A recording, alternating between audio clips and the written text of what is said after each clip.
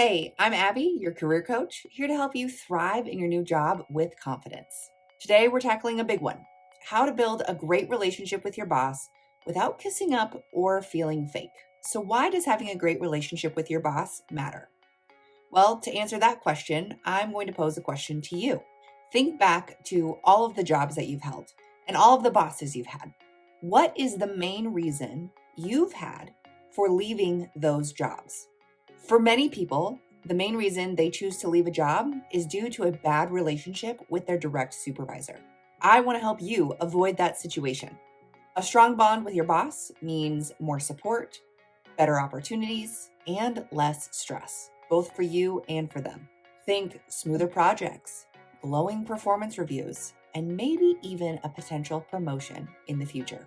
So in today's video, I'm going to be sharing 3 practical tips that can help you build a great relationship with your new boss. Plus, I put together a free checklist to help you ensure you're hitting each of the marks with your new boss. You can check that out to download for free in the description box below. So let's get into it. Tip number 1 is to know your boss's style. You're going to need to sit back and observe for just a couple of days to figure out your boss's style. Every boss has a unique way of working. They have a unique set of preferences, ways that they like to be communicated with, and they like to communicate. Adapting your style to their style shows you're sharp and respectful.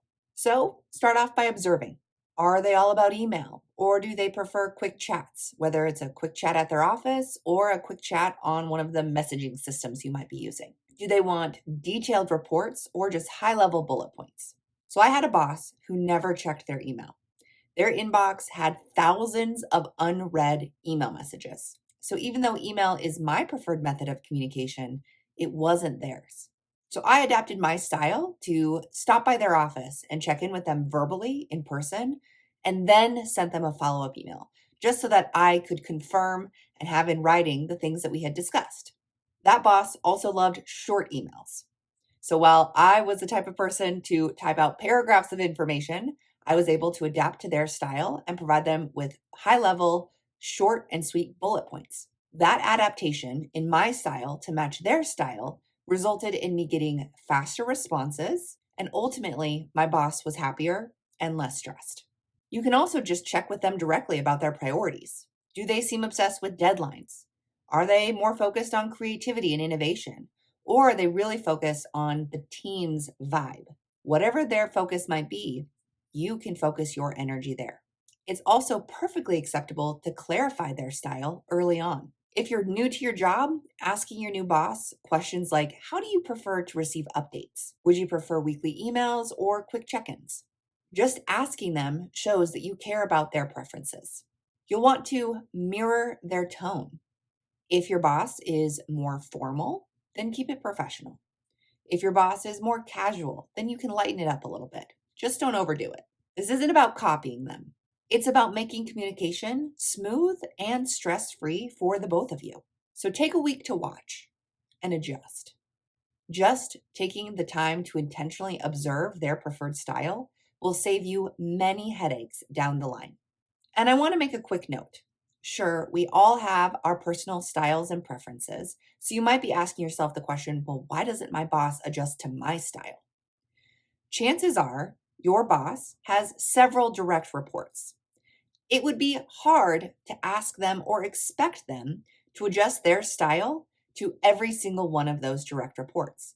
It's much easier for you to adjust your style to one person than for one person to adjust their style to 5 or 6 people or more. The goal with adjusting your style to match theirs isn't to change who you are. It's to make their life a little bit easier. If you can improve their life or make it a little easier or less stressful, that will have big, major impacts for you down the line. If it takes constant energy and intentional mental work for your boss to engage with you, it doesn't necessarily mean that they're going to have a bad relationship with you. It just means that it might not be as enjoyable for the both of you. So if you can take the time and put in the effort to adjust your style to match their style, life at work for you will be much more enjoyable. Tip number 2 is to build trust. Be punctual, be reliable, and deliver results. Nothing strengthens your relationship with your boss like proving to them that you are someone that they can rely on, someone they can count on. every time. Trust is the foundation of any great relationship, both at work and outside of work.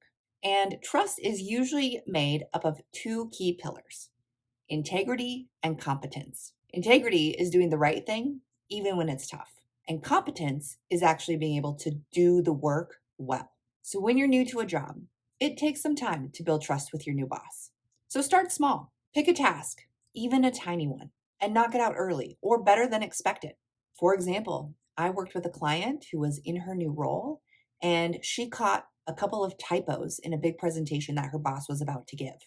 She made those quick fixes in less than 10 minutes, and her boss was so grateful. This was a small move and a huge trust boost. Being punctual is another way for you to start to build trust with your boss. Show up on time for meetings, hit deadlines, or even beat the deadlines. Aim to deliver by Thursday if something is due on Friday. For example, I have worked with another client who has decided to send updates one day early, every time. Because they were so reliable, their boss started trusting them with bigger, more important projects. It's also helpful to build trust by going the extra mile.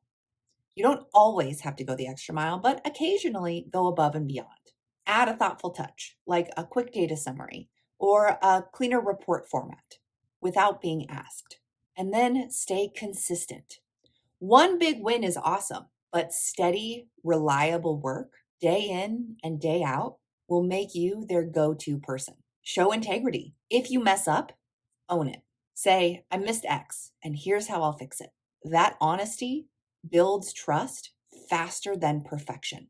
And there's also no need to brag. Let your work speak for itself. Your boss will notice, I promise. So try this. This week, pick one task to over-deliver on. Maybe finish it early or add a small polish. You'll probably start to see the trust grow. And finally, tip 3, ask for feedback. This is a game changer. It shows you're eager to grow and serious about improving. Bosses love that. But here's the key. You have to be specific. Vague questions like, do you have any feedback for me? Or how am I doing? Often get generic answers. Specific questions get you actionable advice that you can actually use. So try some of these examples to get some helpful insights about how you're doing. What are 2 things I can do to communicate better in meetings? What's one way I can make my reports more useful to you? Are there 1 to 2 skills I should focus on to excel in this project? How can I better support the team's goals in my role? So here's why specificity works. It shows that you've thought about your growth, and it makes it easier for your boss to give you clear, effective, and useful feedback. So I once had a client who asked her boss for specific feedback. She asked, what are 2 ways I can improve my client emails? Her boss ended up giving her exact tips for tone and structure, and she became the go-to for client communications. So how do you actually ask for feedback? Well, first you need to make sure you time it right. Ask for feedback after a project or after a meeting when your work is fresh. Don't ask for feedback when your boss is swamped with other things. Next, act on what they actually say. If they suggest to add more data to your slides, do it. Let them know, I've tried that. How's it looking? This then creates a feedback loop. You ask, you improve, you show you're coachable, and your boss will eat that up. I also want to remind you to not fear critique. Most of the feedback that you will receive, if not all of it, is not personal. Your boss is probably giving you this feedback because they genuinely want you to grow and improve. So take that feedback, incorporate it, use it as your ticket to really stand out and get better. So my challenge for you is in the next month, ask your boss for 1 specific piece of feedback. Pick from one of the examples I shared earlier and see what you learn from them. So building a great relationship with your boss is a constant process. You're not just going to immediately establish a great relationship with them. You've got to build trust and rapport with them over time. So let's wrap it up. To build a great relationship with your boss, you need to learn and know their style. You need to build trust with reliability and results, and ask for feedback. No flattery is needed to build a great relationship with your boss. So pick 1 tip to try this week. Maybe match their email style or ask for a specific piece of feedback. What are you going to pick to do? Drop it in the comments box below and let me know. Remember to grab my free boss relationship checklist. I've linked to it in the description box below. and this is a quick guide to help you put these tips into action. Sign up using the link in the description box, and I'll send you an email with it. If you found this video helpful, please go ahead and give it a thumbs up. And if you have any additional questions, comments, thoughts, or ideas, please throw them in the comments box below. I love receiving comments. I do my best to respond to each of them individually, but just know that if I'm not able to respond to them immediately, the comments that you share in the comments below will likely help someone else who's going through something similar in the future. I also offer one-on-one individual career coaching.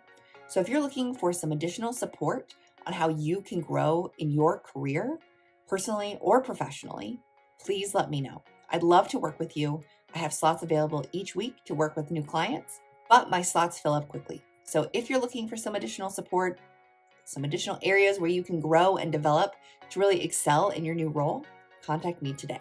And as usual, if you haven't already, please go ahead and hit that subscribe button as well as the bell so that you can thrive in your new role and receive life-work balance advice delivered directly to you every week. Thanks, and I'll see you next time.